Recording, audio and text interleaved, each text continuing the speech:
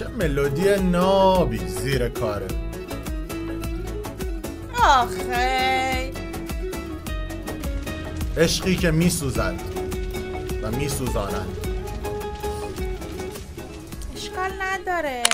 سلام. حالتون چطوره؟ امیدوارم که حالتون عالی باشه. نوروز رو بهتون تبریک میگم. انشالله که یک سال پر از عشق و محبت و برکت و سلامتی همشو با هم داشته باشین. هر روزتون نوروز باشه، نوروزتون پیروز. خدمت رسیدیم با یه موزیک بسیار عاشقانه ناب گل یاس. به به، از یاسمن عزیز، یاسمین. آفرین یاسمین جان.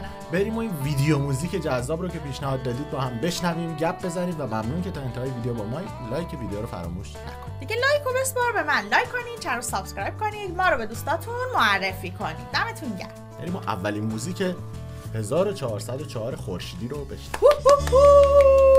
عیدتون مبارک. گل یاس.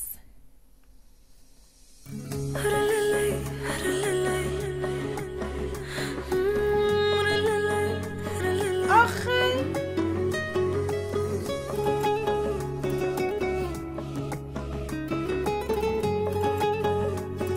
چقدر ماه قیافش.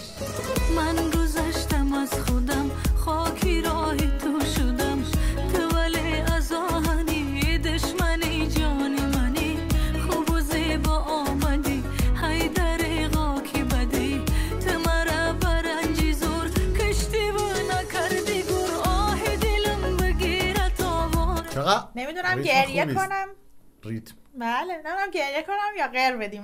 آره من ترجیح میدم با آهنگ غیر بدیم، یعنی به قول معروف بدنسیم و برقصیم. خدا کنه آخرش یه اتفاق خوبی درش بیفته. ولی با توجه به این کاور ویدیو و اینا که خیلی عکس غمگینی از بانو یاسمین بود، صدای خوشی داره این آهنگ. این تم آهنگ یکی از آهنگای آرون افشار اگه اشتباه نکنم، رو همین حال و همین ریتم که زیرش گیتار کلاسیک داره. ویدیو موزیک چرا گل خیلی یاس؟ عاشق پسره. بعید میدونم این قصه خراب بشه آخرش. یه کاری کرده دیگه، مگه نه؟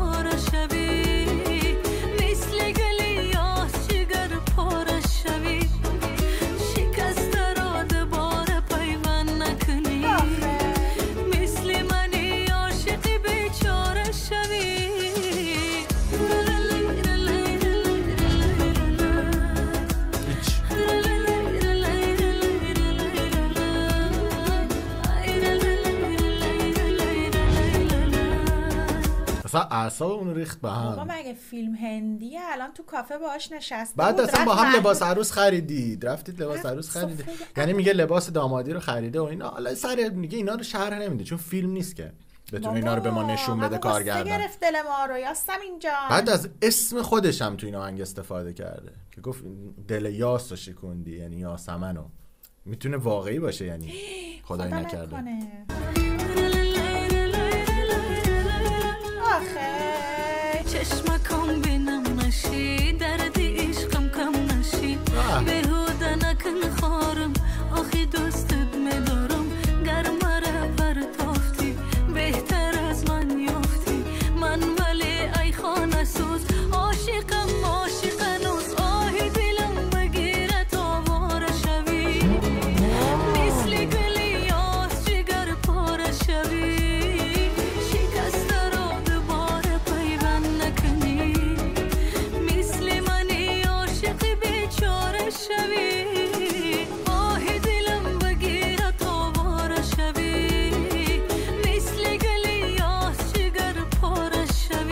چه آه و نفرینی تو آهنگ زیاد. من گفتم خدا کنه آخرش یک خواب دیده باشه که تو اون خوابه چون داره وصال اتفاق میفته به هم میرسن، اون خواب خدا کنه خوابی باشه که مثلا تست از دست دادن توش باشه. ولی شعر اینو نمیگه. ببین هنوز 1 دقیقه وقت داری توی آهنگ. ببینم چی کار میکنه. ببین اینجایی که اینجوری اومدی جلو خیلی عاشقونه است.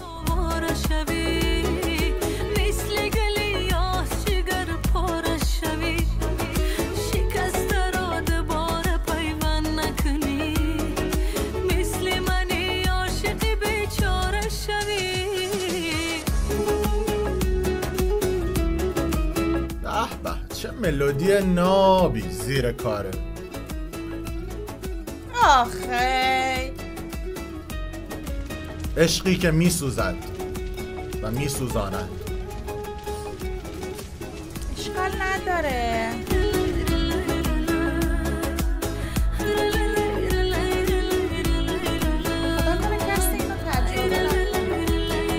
در کنار تنظیم خوب این آهنگ، حالا ویدیو کلیپ خوب، داستان سرایی جالب و صدای خوش، این BMW این BMW هم که سواره خیلی خوش رنگه، یه رنگ مشکی سبز همزمان، دوتا رنگ رو با هم خیلی خوش. میخرم برات. مرسی. بعد آتیشش میزنم. دیگه خلی دیگه نمیخرم برات.